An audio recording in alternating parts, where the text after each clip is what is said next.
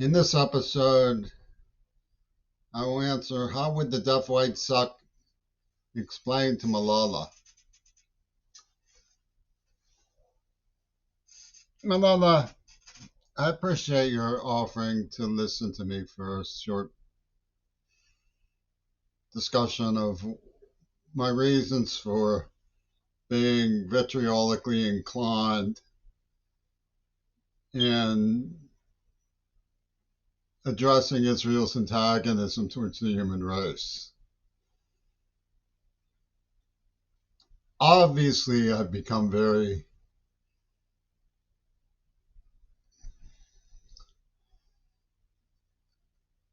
receptive to Palestinian dignities. That's not very surprising. Even before this got started in earnest,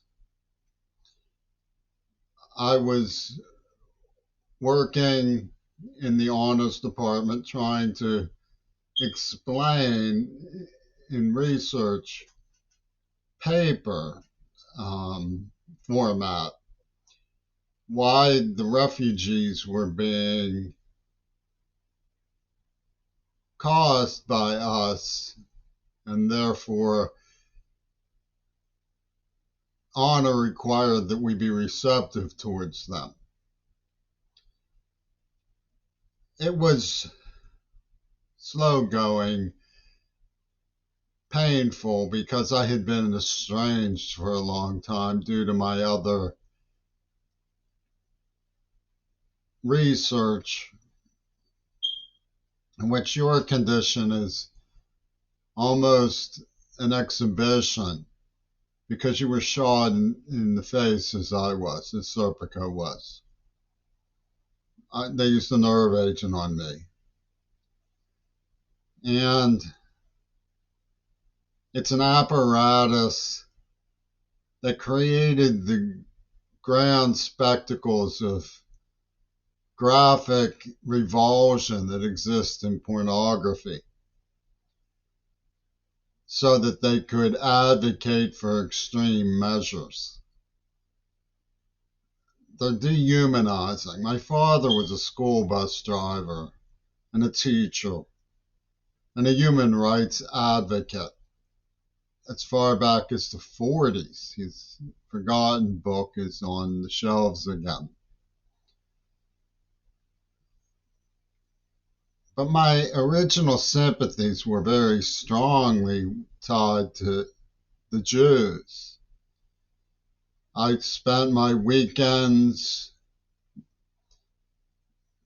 my family was Jewish. I missed them when they wouldn't call me. I was always reading people like Bruno Bettelheim with a great deal of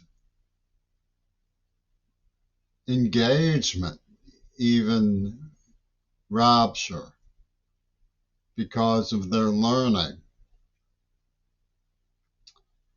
And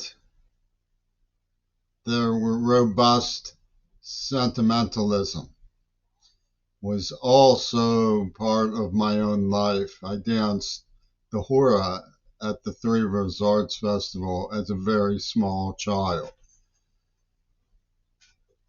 in a group before thousands of people. So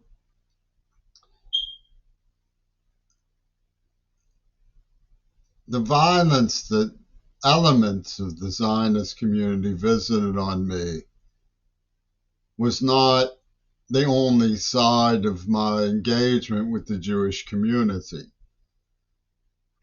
And it was a long time coming to light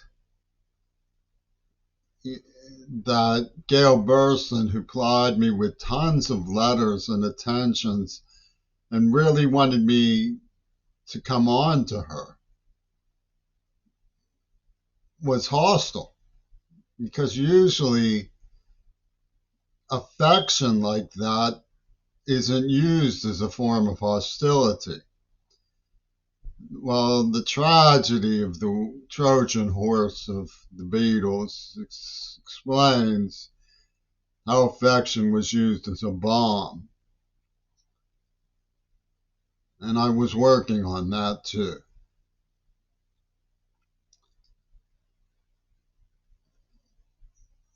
When I began to realize that everybody has to together stand up and put a stop to the Israeli affairs that are so morbid and berserk that they've become an ultimate fight in our living rooms.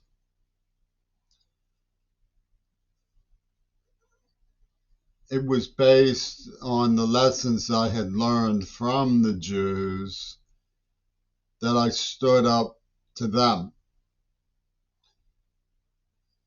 And you may have heard me say this before. I do not know how attentive you are to me.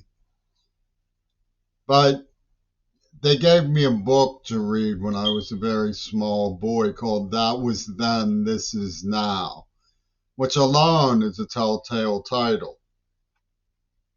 And the moral of That Was Then, This Is Now is I just wanted to be sure that I hated you.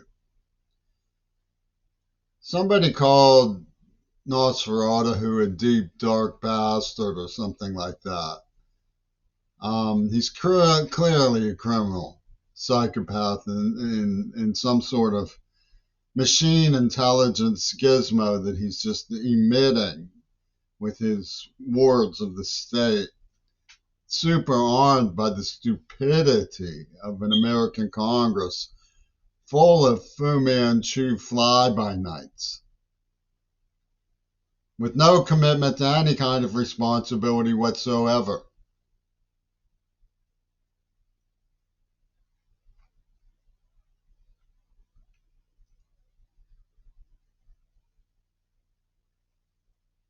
But it seems to me that he's challenging American morality to point his finger at you and me and everyone else. This is what you did when the shoe was on the other foot, when it was Jews being lined up and herded to the crematorium. You stood there biting your nails and cheering for the perpetrators. Now you're cheering us, and you don't even see it's just as bad. We're making you relive the nightmare so we can hate you. And I just wanted to be sure that I was justified in hating you. Because the minds of the people who did this from the Jewish community are gigantic thinkers. Norm Finkelstein, Noam Chomsky, Blinken, that golem, hypnotized golem Joe Biden. He has access. All he had to do was call Trump, get Jimmy a hottie. And trot, trot, trot, down she came the aisle with the whole Trumpy Toon franchise. And Joe, his wife, said, we'll stand to the side and listen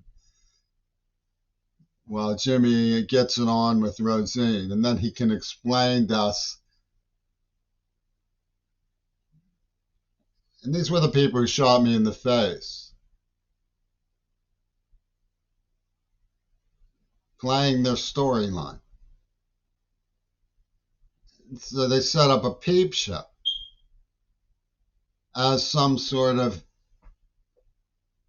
counter story, endorsed by Sting and Oliver Stone and Ming-Na Wen and Peter Gabriel and Yoko Ono and Donald Trump, to the fact that they were the people who first forcibly loosened my morals as a child. They were the ones who deafened me so I couldn't go to school, so I had to shack up with somebody. It's very offensive, and they use names like Bernie S. and encrypted Slav Maniac in the last name. Called me the walrus and said they were scoring abortions on me and keeping tabs. They got this me parked by this place on MLK called Cedar Rivers. My father was from Cedar Rapids. And of course, they're out marching.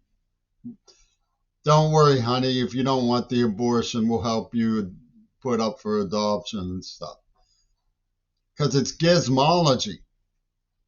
It's Cracker Jacks with their Stratego board.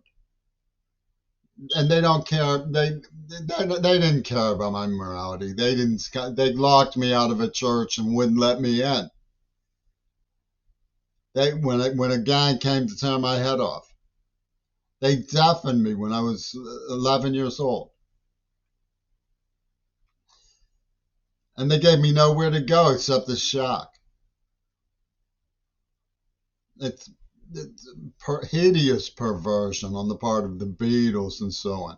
They come up with this garbage line, could have saved John Lennon, but was hunting a virgin. That they all had orchestrated with, Andre Previn, My Dinner with Andre. And it's what it is it's targeting me as a symbolic American. That I had something for everyone. I was white, so the black people hated me. I was from Plymouth Meeting, so they get the Native Americans to hate me. I was blonde, so the Jews hated me. I was Irish, so the British hated me. I was from a World War II serviceman's family, so the Japanese hated me. And they called it this cluster bomb, this clusterfuck that they came up with. They called it a rainbow logic of equity. When the Vietnamese came, and got the conscientious objector in trouble with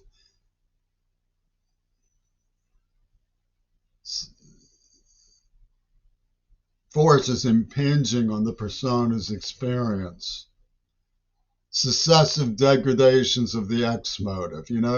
This is the parochial savage mindset that came out in their script. And the citizens band situation is absolutely bizarre. The evidence of brutal slaughtering head blows and trauma is only possible to deny because they've agreed to deny it.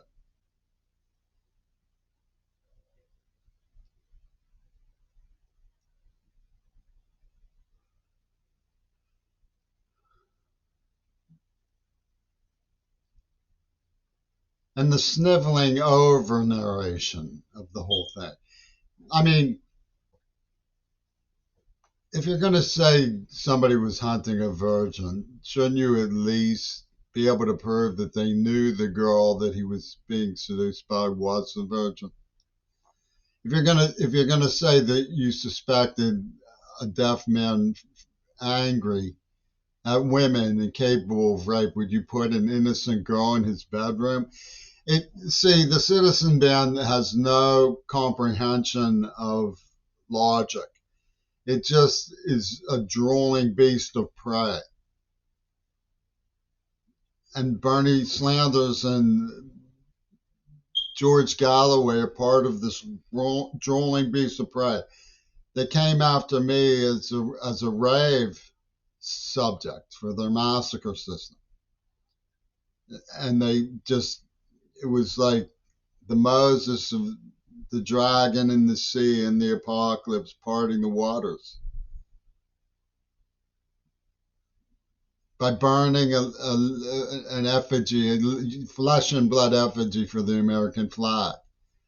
And they say it's patriotism. Doesn't make any sense. You can't connect the dots. I know our mutual admiration for Greta is a tie that bonds, but you can't connect those kinds of dots. They don't make any sense. The idea that Arnold Schwarzenegger would sell Greta on the wings of Reagan, or that Owen Jones would sell a better, more benighted Israel on the wings of Reagan is upsetting me. Reagan sent me a list of priorities. At the bottom was ecology. It's about giving every American a piece with the expanding pie. It doesn't say ecology is big he-men with fathers who were from Nazi Germany riding bicycles. Even doesn't even say that. And if Owen Jones thinks he was sympathetic to Chantal and Sabra, he should look at the time frame. He was hedging on the issue of Gale Burst, and that was when they claimed they discovered. Ariel Sharon was going around a blood libel, had the staged and phony intercept that they named the magazine group after. They who wrote the thing. Oh, look what we found. Oh, and shock, there's gambling going on.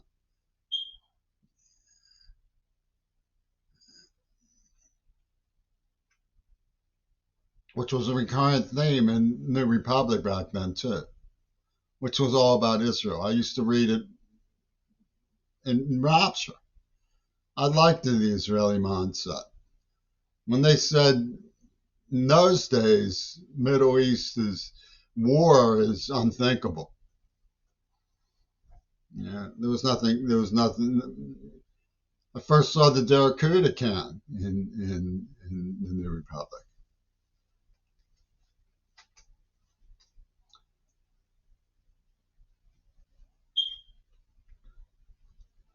So there's clearly a lot to say and judge about all of that. I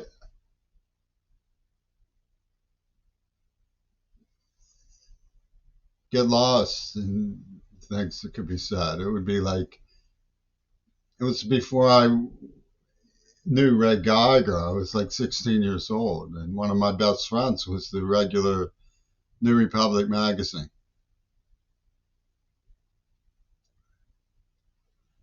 But these people wrote the book that they claim to find.